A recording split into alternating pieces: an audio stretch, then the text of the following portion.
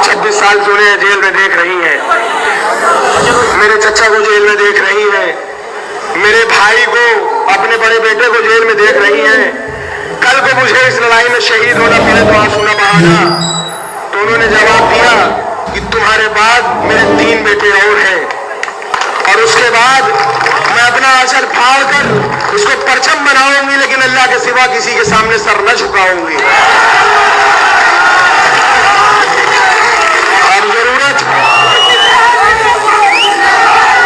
अब जरूरत हमें आपको है कि किसी की दलाली बाजारी न किया जाए, किसी का झंडा न उठाया जाए। झंडा उठाया जाए तो अपना झंडा उठाया जाए, बात की जाए तो अपनी बात की जाए, किसी और गैर की बात न की जाए। हमारे साथ अगर हक पे चलने वाले लोग हर तरीके से जुड़ने को तैयार हैं, तो हम वो लोग हैं जो हक के लिए जान दे सकते हैं, एक पल को नहीं सोचते। हम उनमें से हैं। आज के बाद ऐसा करिए, मुझे एक झिझक थी कि जहां पर इतने बड़े बड़े सियासतदान मौजूद हो, जहां मैं अपने बुजुर्गों के बीच में हो जाऊं, वहां पर उनका कल का बच्चा एक क्या भाषण दे। लेकिन जैसा कि मैं एक सियासी घर में पैदा हुआ और बड़ा हुआ, जो कि मैं एक तालिबे इल्म हुआ भी, एक स्टूडेंट हूं, लेकिन सियासी माहौल में रहा। और एक बात कहा जाता है कि मछली के बच्चे को कभी तैरना नहीं सिखाया जाता।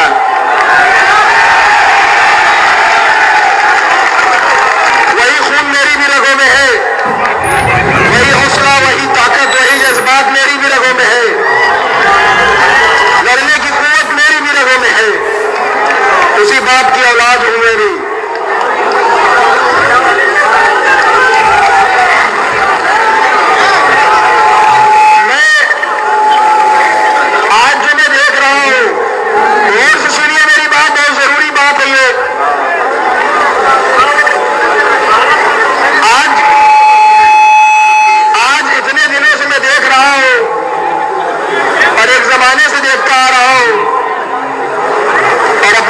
बात करने के बाद और उन्होंने कहा कि एक लीडर हिंदुस्तान में है, इतना अपडेटेड, इतना हाईली लर्नेड लीडर मैंने अपनी जिंदगी में नहीं देखा।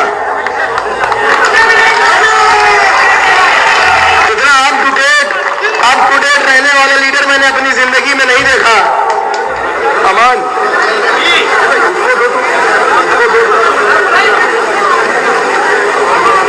नहीं देखा। एक निजी वाकया बताऊं तो जब अब्बा जेल में थे, अभी गुजरात जेल में पहुंचे, उनको महज 2 साल से वो जेल में है गुजरात में। तो जब से वो गुजरात जेल में है, वो 2 ही चीज लाने को कहते हैं। एक अर्तुगरुल की सीरीज ले आ दो, कहते हैं कि एक अर्तुगरुल की सीरीज ले आ दो, और जनाब असदुद्दीन ओवैसी साहब की स्पीचेस ले आओ। यहां तक कि ये जुनून उनकी स्पीच को सुनने का कि जो जब सांसद थे उस समय के जो अब्बा के पीए थे, उनको दिल्ली में कहलाया कि जब मैं सांसद था और उससे पहले उस जमाने के जो असदुद्दीन ओवैसी साहब की स्पीचेस हैं वो मुझे पेन ड्राइव में करके जेल भेजो, ये तक कहलाया गया। तो जब मैंने अपने अब्बा की बात सुनी, असदुद्दीन ओवैसी साहब के बयानों को सुना, स्पीचेस को सुना, तो यह एहसास हुआ मेरा भी जो इल्म है, जो अक्ल इजाजत देती है, उस हिसाब से हमें समझ में आया कि हम आज तक ठगे जा रहे हैं, आज तक हम ठगे जा रहे हैं। जैसे कि कहा जाता है कि तुम्हारी फाइलों में गांव का मौसम गुलाबी है, मगर ये आंकड़े झूठे हैं, ये दावा किताबी है। समझ लीजिए कि इसी तरह से हम लोग ठगे जा रहे हैं और झूठ बोला जा रहा है। हम तो वो हैं जिन्होंने इतने साल वोट दिया है, हमारे आपके बाप दादाओं ने इनको वोट दिया है। अगर आज हम खुद वोट मांगने की बात कर रहे हैं तो हम क्या जुल्म कर रहे हैं, क्या जुल्म कर रहे हैं बताइए। अगर हम वोट मांग रहे हैं तो हम गलत कर रहे हैं। हमारे साथ अगर हमारे हिंदू भाई मुसलमान सब साथ में है, हिंदू भाई है, सिख भाई है, ईसाई भाई है, उनको ये पार्टी अगर मौका देने की और उनको हिंदुस्तान को कॉन्स्टिट्यूशन पे चलाने में दखल देने की बात करती है और सब मिलने के साथ चलने की बात करती है, तो अगर हम आजादी के 75 साल के बाद अगर हम अपना हक मांग रहे हैं तो क्या गलत कर रहे हैं? बहुत से लोग यहाँ उत्तर प्रदेश में और भी जगह हिंदुस्तानों में हमको कहते हैं वोट कटुआ। सुनिएगा, हमको कहते हैं वोट कटुआ। बीजेपी और आरएसएस ने पूरे हिंदुस्तान में हमें कटुआ कटुआ कह के सरकार बनाया है सेंट्रल में, कटुआ कटुआ कह के सरकार बनाया सेंट्रल में। अब ये यूपी में वोट कटुआ कह के सरकार बनाने जा रहे हैं। तो हम चलिए, अगर हम कटुआ कहलाए जाने से कभी शर्माए नहीं, हम कभी नहीं शर्माए थे। वोट कटुआ कहलाए जाने से क्या शर्माएंगे? कहते हैं ये लोग वोट कटुआ, और सबसे ज्यादा तकलीफ तब होती है जब अपने कुछ भाई भी उसी में शामिल हो जाते हैं। हम इधर 22% है 100 में हम 22% है। यहाँ कोई 7 है, कोई 8 है, कोई 10 है। हम वोट का समंदर है, वो वोट का नदी और नाला है। हम वोट का समंदर है, वो वोट का नदी और नाला है। तो क्या कभी समंदर को नदियां नाले रास्ता दिखाते हैं? इन नदियां नाले आके मिलते हैं समंदर में, आके ये मिलते हैं हमें, ना कि हम इनसे गुजरते हैं। ये अपने अंदर एक एहसास लाइए, कभी किसी से कम ना समझिए। एक नारा रखिए कि हम पर क्यों कटुओं का नारा है, अरे 100 में 22 हमारा है। हम पर क्यों कटुओं का नारा है, 100 में 22 हमारा है। अगर मैं बचपने की बात करूं कुछ, तो मैं छोटा सा था, सुनिएगा। तो मैं छोटा सा था और स्कूल जाता था पढ़ने, तो देखता था दीवारों में लिखा होता था कि तेल लगाओ गाबर का, नाम मिटा दो बाबर का। और लिखा होता था कि मुसलमानों तुम्हारा स्थान पाकिस्तान या कब्रिस्तान। तो ये मैं सोचता था कि ये किसको कहने की बात कर रहे हैं। मैं स्कूल जाता था तो पढ़ता था कि बाबर तो एक राजा था, औरंगजेब एक राजा था, ये किसको इशारा करने की बात कर रहे हैं।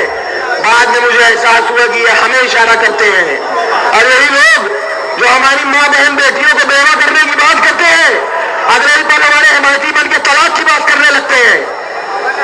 ये कहाँ का रिवाज है बताइए? इन पर कैसे भरोसा करा जाए?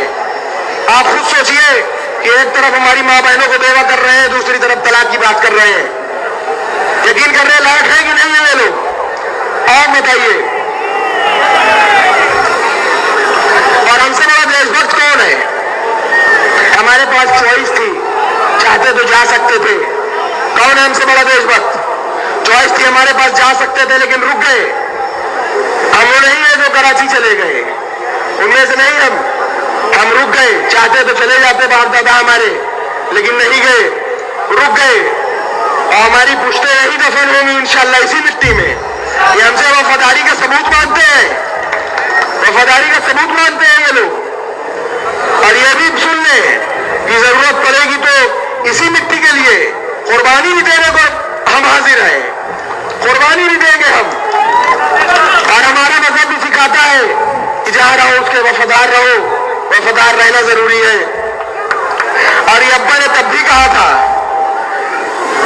कि लोगों, ऐ सियासतदारों सुन लो, हम सीने पे गोली खाएंगे, मुरली मनोहर जोशी तुम सीने पे गोली नहीं खाओगे। ये अब्बा ने बोला था।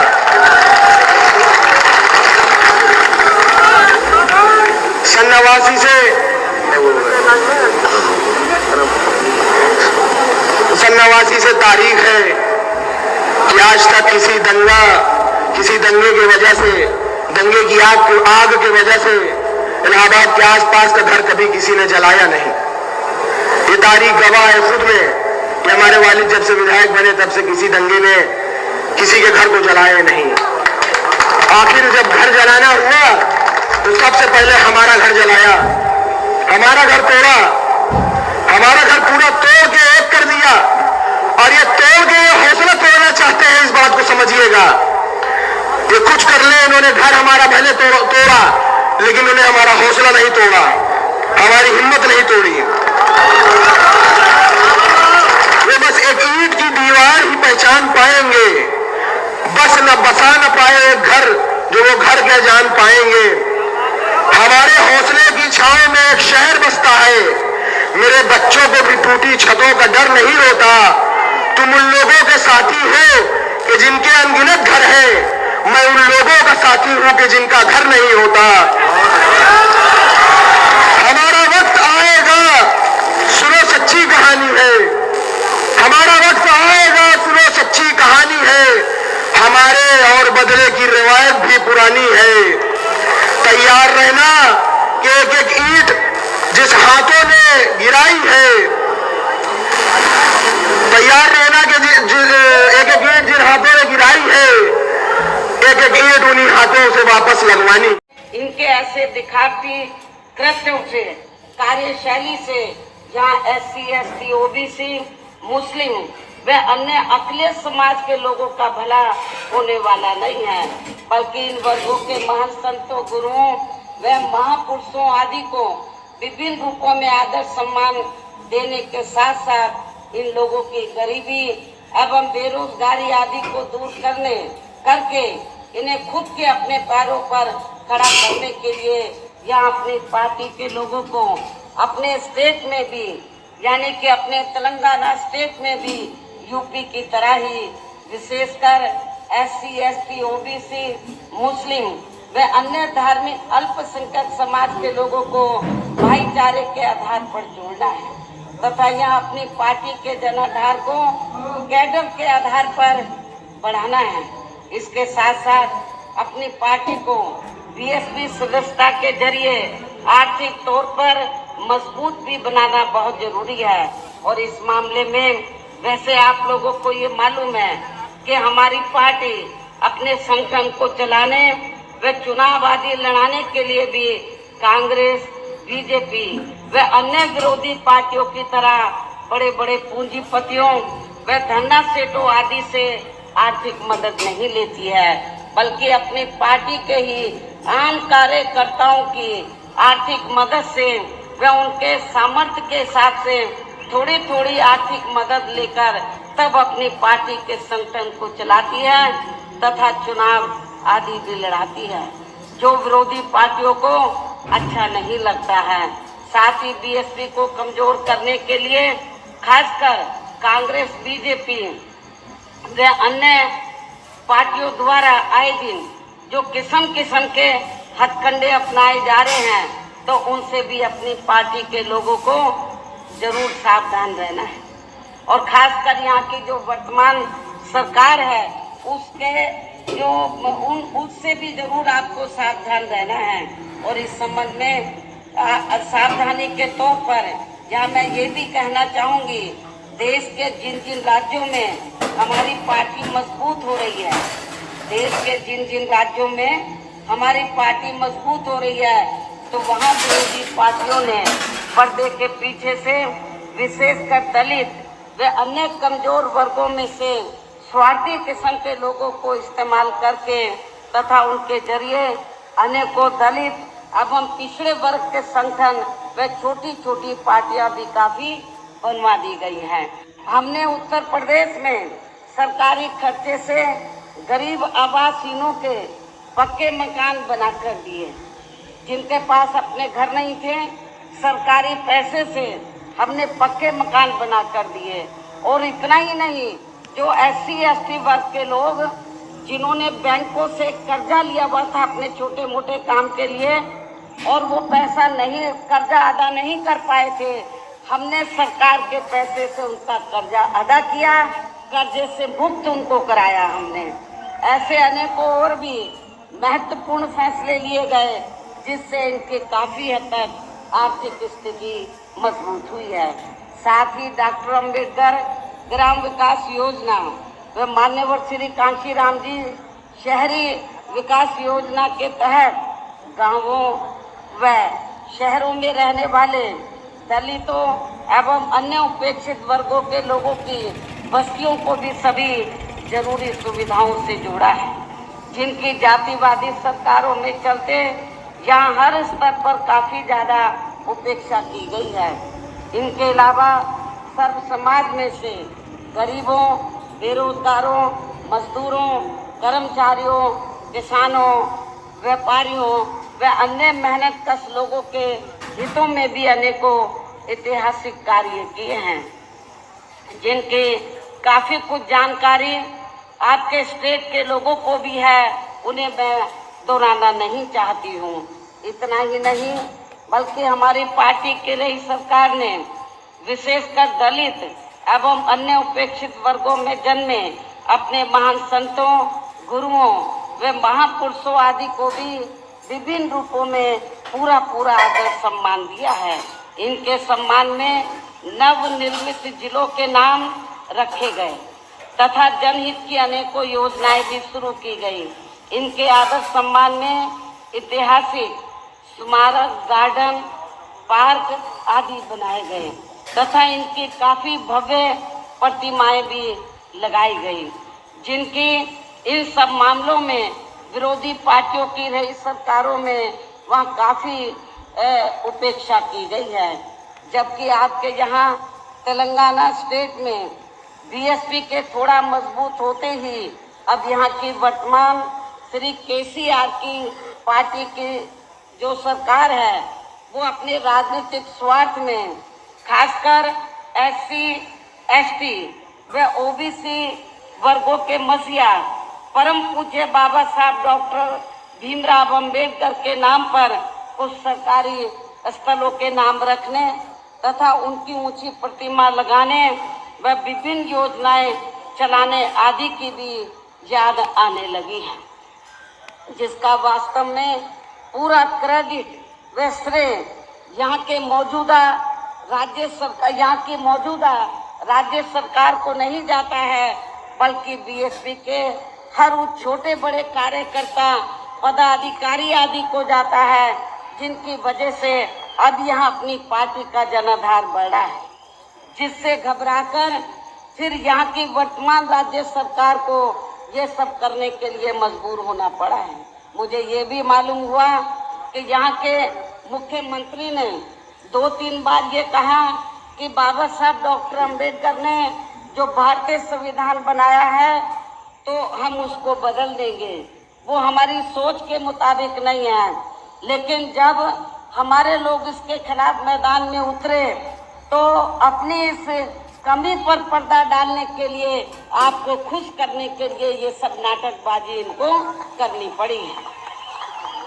जबकि इस मामले में सच्चाई तो ये है कि आपके राज्य से पूरे देश में कांग्रेस, बीजेपी व अन्य कोई भी जातिवादी पार्टी दिल से ये कतई भी नहीं चाहती है कि यहाँ एससी, एसटी, ओबीसी, मुस्लिम व अन्य धार्मिक अल्पसंख्यक समाज के लोगों का भी सही से विकास व उत्थान आदि हो सके तथा इनके संघर्ष शैली से यहाँ एससी, एसटी, ओबीसी, मुस्लिम व अन्य अकलियत समाज के लोगों का भला होने वाला नहीं है, बल्कि इन वर्गों के महान संतों, गुरुओं व महापुरुषों आदि को विभिन्न रूपों में आदर सम्मान देने के साथ साथ इन लोगों की गरीबी एवं बेरोजगारी आदि को दूर करके इन्हें खुद के अपने पैरों पर खड़ा करने के लिए यहाँ अपनी पार्टी के लोगों को अपने स्टेट में भी, यानी कि अपने तेलंगाना स्टेट में भी यूपी की तरह ही विशेषकर एससी, एसटी, ओबीसी, मुस्लिम व अन्य धार्मिक अल्पसंख्यक समाज के लोगों को भाईचारे के आधार पर जोड़ना है तथा यहाँ अपनी पार्टी के जनाधार को कैडर के आधार पर बढ़ाना है। इसके साथ साथ अपनी पार्टी को बीएसपी सदस्यता के जरिए आर्थिक तौर पर मजबूत भी बनाना बहुत जरूरी है। और इस मामले में वैसे आप लोगों को ये मालूम है कि हमारी पार्टी अपने संगठन को चलाने व चुनाव आदि लड़ाने के लिए भी कांग्रेस, बीजेपी व अन्य विरोधी पार्टियों की तरह बड़े बड़े पूंजीपतियों वह धन्ना सेठों आदि से आर्थिक मदद नहीं लेती है, बल्कि अपनी पार्टी के ही आम कार्यकर्ताओं की आर्थिक मदद से वह उनके सामर्थ्य के हिसाब से थोड़ी थोड़ी आर्थिक मदद लेकर तब अपनी पार्टी के संगठन को चलाती है तथा चुनाव आदि भी लड़ाती है, जो विरोधी पार्टियों को अच्छा नहीं लगता है। साथ ही बीएसपी को कमजोर करने के लिए खासकर कांग्रेस, बीजेपी व अन्य पार्टियों द्वारा आए दिन जो किस्म किस्म के हथकंडे अपनाए जा रहे हैं, तो उनसे भी अपनी पार्टी के लोगों को जरूर सावधान रहना है। और खासकर यहाँ की जो वर्तमान सरकार है उसके जो उससे भी जरूर आपको सावधान रहना है। और इस संबंध में सावधानी के तौर पर या मैं ये भी कहना चाहूँगी, देश के जिन जिन राज्यों में हमारी पार्टी मजबूत हो रही है, देश के जिन जिन राज्यों में हमारी पार्टी मजबूत हो रही है, तो वहाँ विरोधी पार्टियों ने पर्दे के पीछे से विशेषकर दलित व अन्य कमजोर वर्गों में से स्वार्थी किस्म के लोगों को इस्तेमाल करके तथा उनके जरिए अनेकों दलित एवं पिछड़े वर्ग के संगठन व छोटी